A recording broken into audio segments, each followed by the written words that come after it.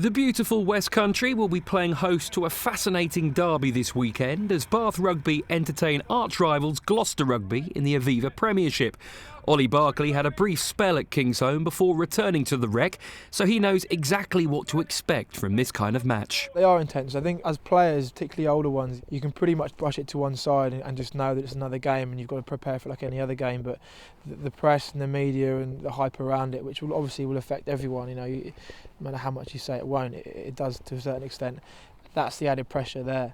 It's talked about a lot more. People talk in the street a lot more about the game, and that it means a lot more to the supporters, so therefore it means a lot more to us. Lewis Moody was another one taking part in a team-building exercise courtesy of Land Rover at Eastnor Castle Experience Centre.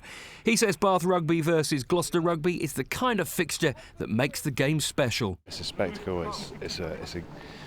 It's two clubs with a great deal of history playing an impassioned game and a physical game, which gets everyone fired up. So it's one of the great things about this sport. The passion and the commitment that you have on the pitch, and the enjoyment that the fans get out of it. Despite beating Newcastle Falcons at the weekend, the team are still near the bottom of the league, but points on the board isn't the only thing driving the players forward. Local rivalry, although it's professional and all that sort of stuff these days, it still exists. Although I'm sure they were pals in the old days, really, but we're good pals, all those Gloucester boys, which probably makes it a bit, more important that you play well. And we weren't very good when we played at their ground a couple of months ago, so plenty of reasons to try and do well, history being one of them.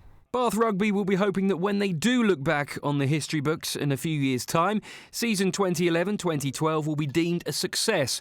A win against their fierce rivals on Saturday will go a long way to making that so.